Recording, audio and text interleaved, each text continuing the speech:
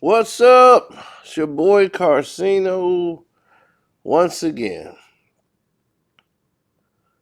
I would tell you I'm shocked, but I would be lying. I would be lying. Longtime NBA and ESPN broadcaster Mark Jackson, Hall of Famer, and just all around great person and former coach of the Golden State Warriors, who basically put together and developed the team that you have now in Golden State, even though Steve Kerr came there and got all the credit, Mark Jackson laid the foundation and put his imprint on this team. And a lot of people didn't like the sketchiness and the way he was removed. And due to the fact that Mark Jackson was removed from the Golden State Warriors and never gotten or received another coaching job in the NBA, people said that, echoed in volumes, which it did, without a doubt. It was pretty blatant, I would say, in other words, what they were doing to him. I felt he was singled out a lot, and the fact that he was overshadowed.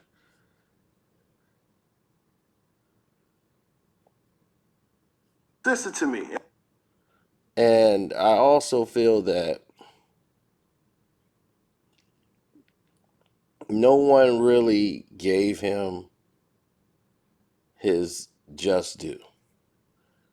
Being a devoted Christian man, his faith, I felt he was never given his proper due. He was very good at calling NBA games. That was a strong suit that he possessed and he was very good at. And like the classic professional, he put out a statement saying, "This morning, unexpectedly, I was informed that my services were no longer needed at ESPN.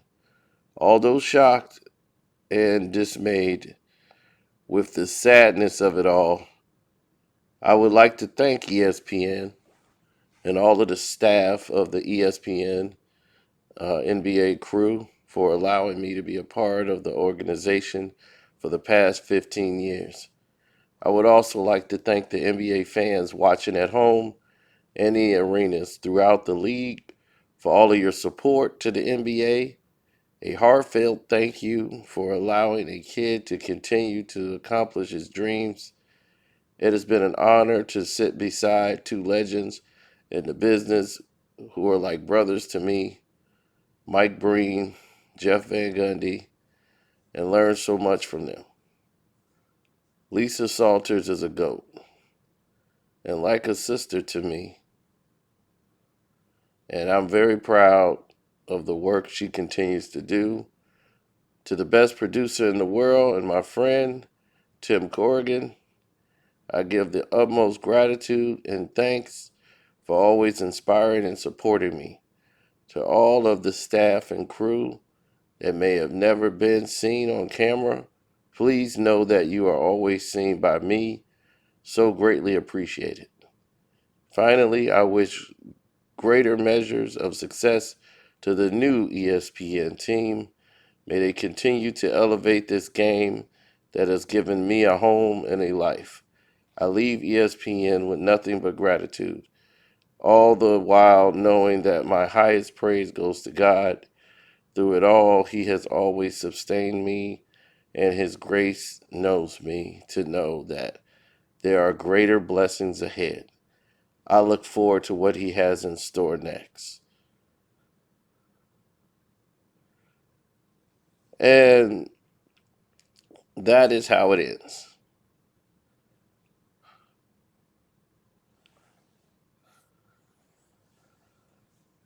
He takes the high road. Now, ESPN hasn't put out a statement thanking Mark Jackson for 15 years of service. Must be the new staff of how they do business. But nevertheless, I found that to be quite odd.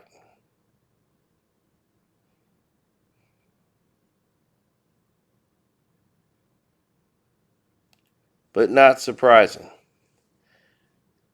Now, I told you Doris Burke was on her way. Jeff Van Gundy, who got Doris Burke the job she has now, he is the one that recommended her and told her beforehand these job opportunities don't come very often. So when there's an opportunity, take them. So she went from being a sideline reporter to someone that's covering the games side by side. Now, Doris is knowledgeable. She's formidable at her job. She's good.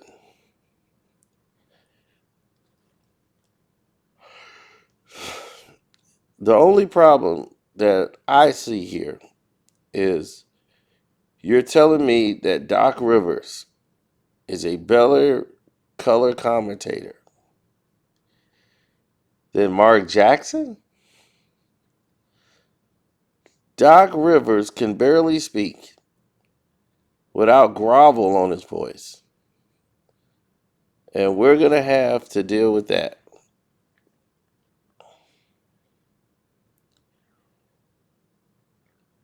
on national TV throughout the games. I can see the complaints coming in now.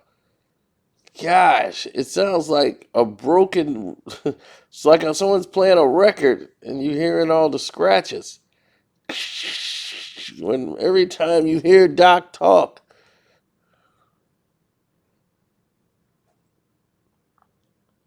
now,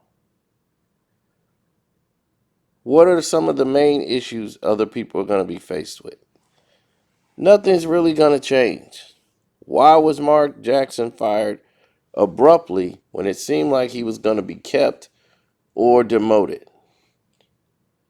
Well, I remember about a year ago, he did an interview speaking on today's NBA players. And he stated that today's NBA players are more athletic, they have more talent, they have skill sets, they just aren't as smart. Well, some of the players in the league took offense to that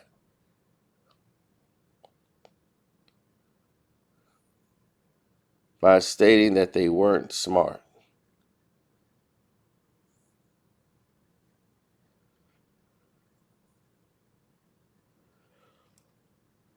So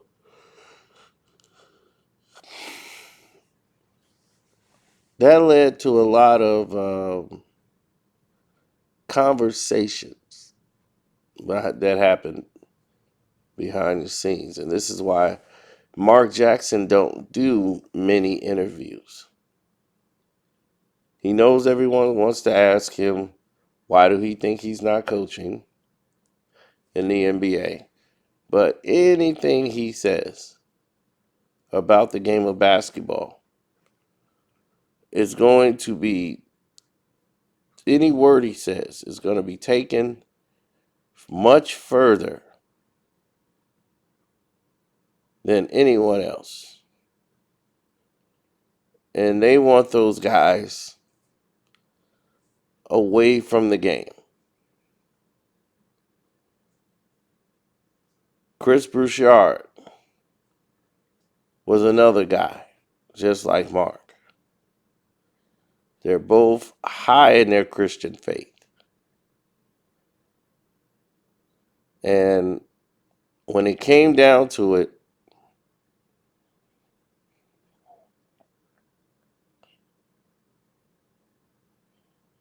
it came down to one thing.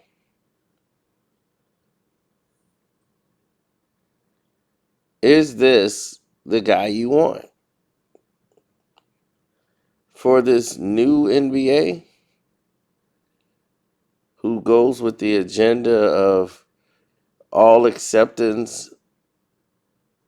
And if anybody is against anything to do with, you know, LGBT or whatever, if you going up against the alphabet crew, prepare to be annihilated. They're coming for you.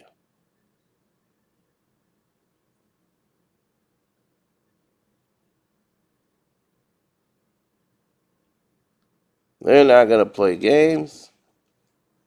They're coming. If you're a holy faith man who preaches God all the time, they don't want to hear that. They push those guys to the side. So the NBA don't want Mark Jackson.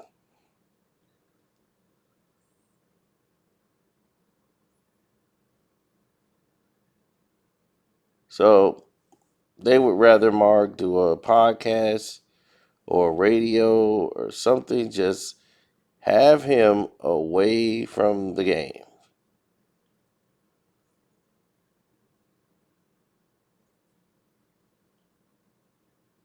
Well, another thing that happened is Mark Jackson likes to speak up for his players, for his era of basketball. That's another thing that's not looked at in a way other people would think. It's another way to say you're not worthy. Mark Jackson took up for Reggie Miller in the Indiana Pacers, a team that he played for. And with Dolan, he also had the same conversation and brought up the same notions to them. Why doesn't Reggie Miller have a statue in front of the building, which is the used to be the Conseco Fieldhouse? I don't know what they call it now, but why isn't Reggie Miller's statue out there? Why doesn't Patrick Ewing have a statue? Like they were the two staples that built what it is now. Like the Indiana Pacers would never be what they are today without Reggie Miller and what he's done, putting them on the map of, world stage, getting to the NBA Finals. Um, rivaling Michael Jordan. This was,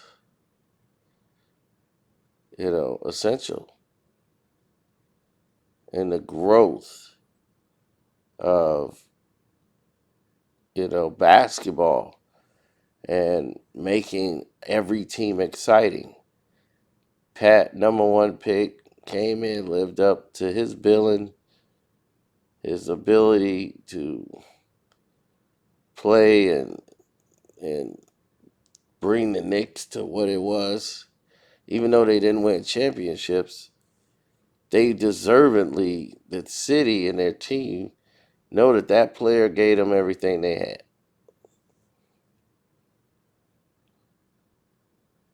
And Mark had a point. But owners don't like to hear stuff like that. They don't like to be told what they should be doing with their team by an announcer of the NBA or broadcaster, you're going outside your wheelhouse. See, Doc isn't going to do that. Doc Rivers is their kind of guy. He's a corporate guy, front office guy. They're going to love Doc. But you can't tell me Doc is more knowledgeable in this game than Mark Jackson or good at the broadcasting job than Mark Jackson.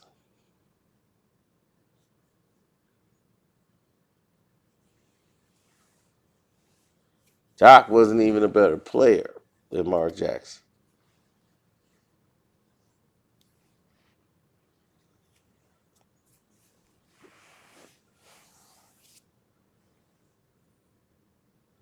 So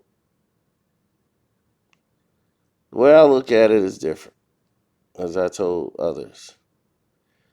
This is the way I leave it.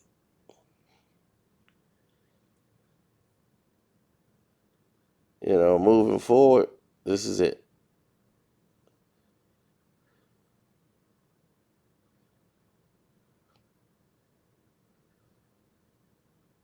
I'm just disgusted at what they're doing. Mark deserved a job in the NBA coaching, but it just lets you know it's not all inclusive. It's who they like, and they won't let fan opinion change their direction. They don't care. Mark don't get a job, and they mean that. They don't want him really around the NBA in those circles.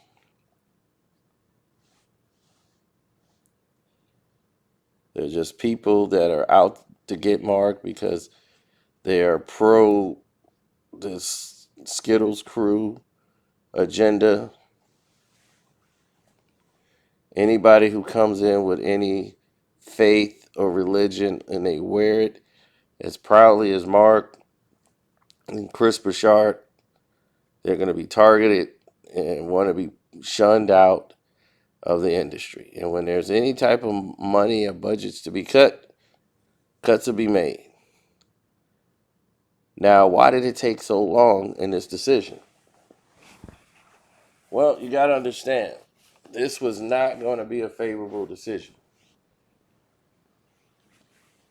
So they were still trying to find a way to keep Mark Jackson because Mark has a lot of friends there. Mark has not caused any waves. He hasn't really done anything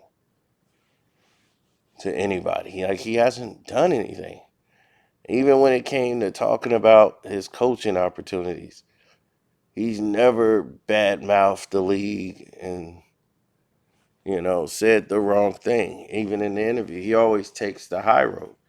So he had people that was fighting to keep him still employed with the company, just saying, well, we'll just demote him. But this is an NBA decision more than it was an ESPN decision. Because Mark only works for and, covers the NBA with ESPN. That was the extent of his deal.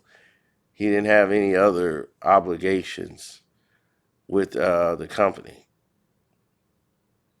but was to broadcast these games. So they were going to demote him to a certain degree, but the NBA is just not, they don't want him. This man has coined two phrases that were popularized to the point that we're going to put him in games and everywhere else. Every time he goes, mama, there goes that man. Hand down, man down. Those things were echoing throughout the entire globe. And it is what it is.